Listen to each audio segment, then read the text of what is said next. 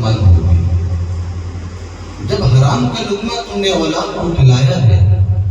تو اب فرما برداری کی امید نہ رکھے۔ اگر آپ محنت کی کمائی پسینے کا لقمہ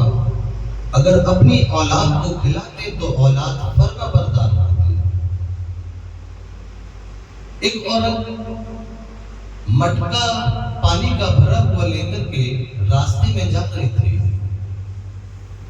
علامہ حسن بصری رحمۃ اللہ علیہ کے بیٹے نے گلیل کے ٹیلے سے اس عورت کے مٹکے کو پھوڑ دیا، جس کی وجہ سے سارا مٹکے کا پانی گر کر کے زمین کے نیچے آ جاتا ہے۔ علامہ حسن بصری رحمۃ اللہ علیہ کی بارگاہ میں وہ عورت دوڑ کر کے آئی اور آ کر کے کہنے لگی کہ اے علامہ حسن بصری رحمۃ اللہ علیہ، آپ کے بیٹے نے گلیل کے ٹیلے سے میرے مٹکے کو پھوڑ دیا ہے، جس کی وجہ سے مٹکے کا سارا پانی نکل کر کے زمین کے نیچے گر گیا۔ علامہ حسن بصری رحمۃ اللہ علیہ اس وقت میں یہ نہیں بول رہے کہ میرے بیٹے نے ایسا نہیں کیا ہے۔ ہم لوگوں کا معمول یہ ہے کہ اگر کوئی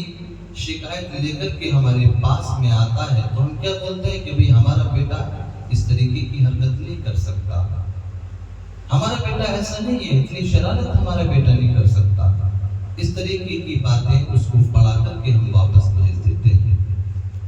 لیکن علامہ حسن بصری رحمۃ اللہ علیہ نے اس عورت کو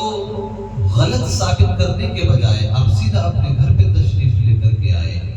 اور آ کر کے آپ نے اپنی بیوی سے کہا کہ اے میری شریک حیات، میں نے دیدہ و دانستہ تمہیں کبھی کوئی حرام کا لقمہ کھلایا نہیں ہے، ذرا یہ بتاؤ کہ جب یہ میرا بیٹا تمہارے پیٹ میں پل رہا تھا تو کبھی ایسا تو نہیں کیا کہ تم نے حرام کا لقمہ کھا لیا ہو جس کی وجہ سے میرا یہ بیٹا نافرمان ہو گیا ہو۔ علامہ حسن بصری رحمۃ اللہ علیہ کی شریک حیات عرض کرتی ہیں کہ اے علامہ حسن بصری رحمۃ اللہ علیہ، میں نے آج تک کسی کے حرام کے لقمے کو نہیں کھایا۔ ہاں یہ ضرور ہے کہ ایک تاجر انگور بیچنے کے لیے آیا ہوا تھا، اس کی ٹوکری سے ایک انگور کا دانہ گر گیا، اس دانے کو اٹھا کر کے سوئی کا ناکا انگور کے اندر چبو کر کے سوئی کے ناکے پر جو انار کا جو انگور کا رس نکل کر کے آیا، میں نے اس رس کو چوس لیا تھا، اس رس کا مزہ اپنی زبان پہ رکھ کر کے چکھ لیا تھا۔ علامہ حسن بصری رحمۃ اللہ علیہ اس وقت میں کہتے ہیں اے شریک حیات اب خاموش ہو جاؤ،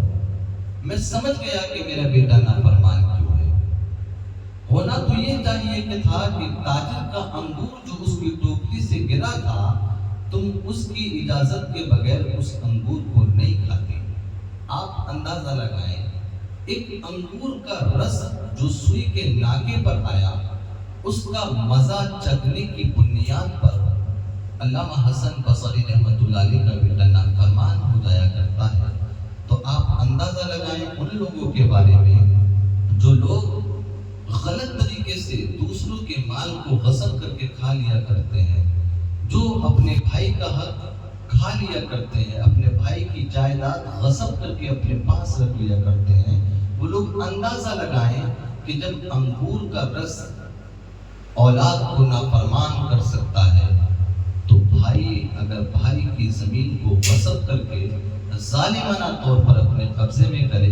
تو وہ آنے والی اولاد کو، آنے والی نسل کو تباہ